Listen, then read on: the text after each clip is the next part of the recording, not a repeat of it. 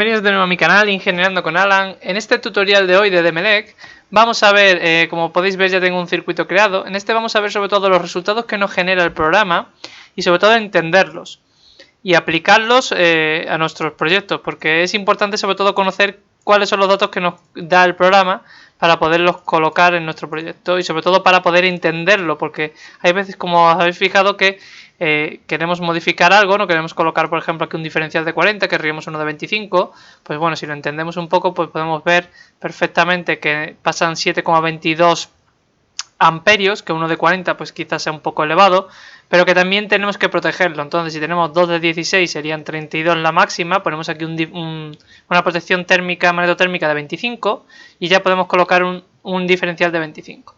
Pues todo eso se puede ver sobre todo con las tablas de resultados. Entonces en este tutorial de hoy quiero ver eso y también quiero ver que veamos el consumo en ruta para que nos hagamos una idea de cómo sería. Bien, en un principio, para que veamos un poco la tabla de resultados, nos vamos a ir a este circuito, por ejemplo, de aquí abajo, botón derecho encima y le damos a ventana de resultados.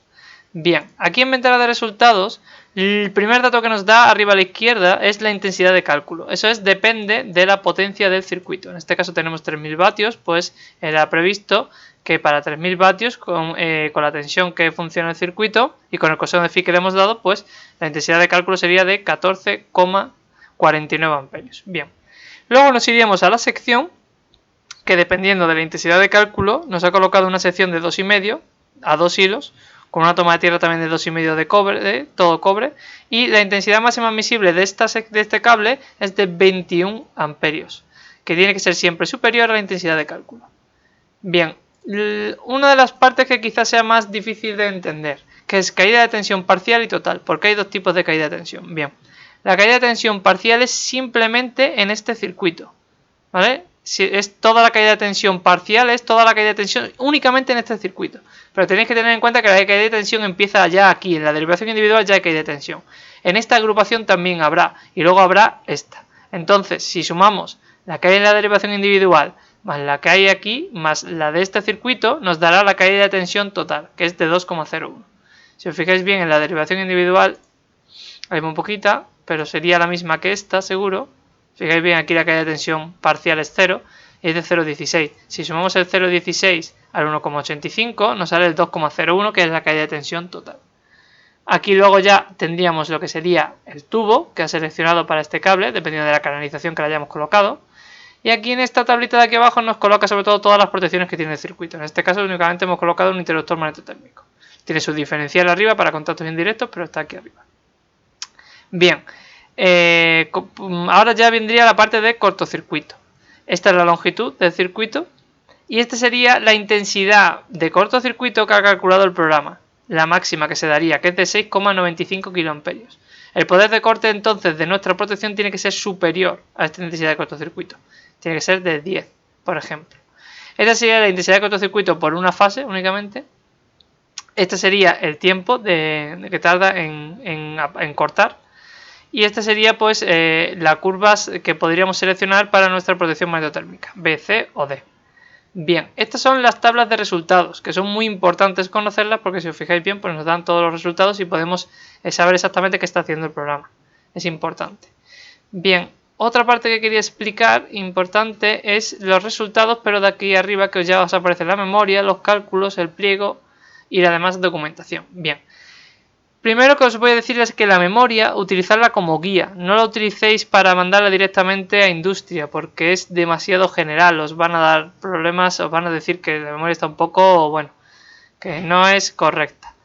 Tened que tener en cuenta que esta es la más general, que es para un local normal. Estos serían para locales de pública concurrencia, estos dos. Estos dos de aquí para locales de riesgos de incendio y explosión.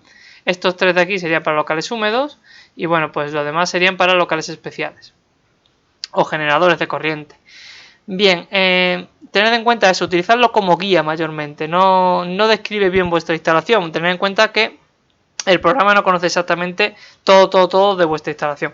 Y sobre todo que si os fijáis bien, aunque hayáis seleccionado aquí cualquier tipo de material o canalización, no cambiará nunca la memoria del documento que os genera, ¿vale? No la cambia, simplemente cambia el anexo de cálculos y las mediciones y los esquemas.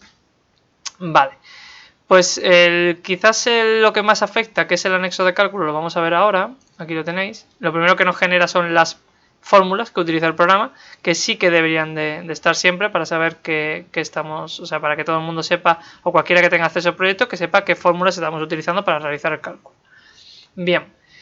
La demanda de potencia, que es muy importante, la provisión de cargas, que sería pues todos los circuitos que tenemos, alumbrados, compresores, la bomba hidráulica que he colocado y las tomas de corriente trifásicas y monofásicas. Y toda la suma de las cargas pues suman 19.832 vatios.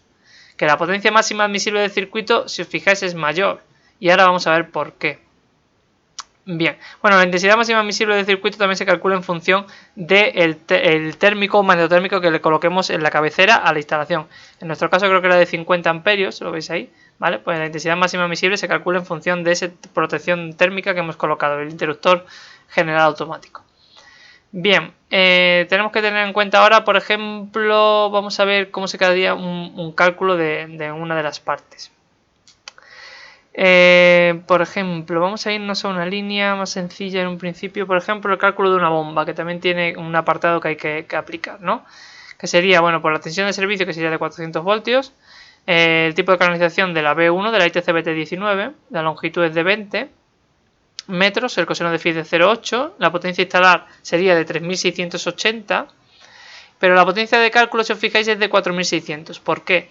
Porque es un motor y todos los motores que sean mayores de 0,75 kilovatios, si no recuerdo mal, bueno, prácticamente todos los motores se tienen que multiplicar por un coeficiente de mayoración de 1,25, ¿vale? Para las puntas de arranque sobre todo.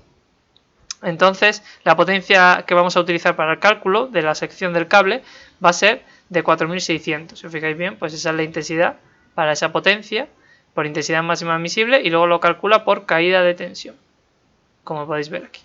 Bien, tened en cuenta que la resistividad del cable que utiliza o la conductividad, dependiendo de la fórmula que utilicéis, va en función siempre de la temperatura del cable. El programa lo aplica. A veces nosotros siempre, en muchas ocasiones, utilizamos siempre la misma, pero bueno, tened en cuenta que es dependiendo de la temperatura del cable. Bien, si os fijáis bien, pues de 0,61, que es admisible porque la máxima es de 6,5. En este caso, pues como es un circuito de un motor, la caída de tensión se permite mejor. En el alumbrado, por ejemplo, es de 4,5. Bien, importante, no lo pongáis todos estos resultados, porque en este, por ejemplo, es cortito, pero en otros tipos de proyectos os pueden salir muchísimas folios y son todos los cálculos de cada línea que son repetidos, que es siempre el mismo proceso. Dejamos un ejemplo, dejamos por ejemplo las fórmulas y dejamos sobre todo estas tablas, que estas tablas ya lo explican todo mucho mejor. Por ejemplo, aquí tenemos la acometida, la potencia de cálculo de la acometida, la distancia de la acometida, el cable que hemos seleccionado, la sección del cable, que es de 4 hilos por 25 de aluminio. La intensidad de cálculo para esta línea, que es de 42,44. La admisible siempre será superior, de 82 amperios. Las caídas de tensiones, que ya las vimos antes, de caída de tensión parcial y total. En este caso coinciden porque comienza la caída de tensión en la acometida. Y bueno, pues tenemos las dimensiones de lo que sería el tubo, que es de 90 milímetros.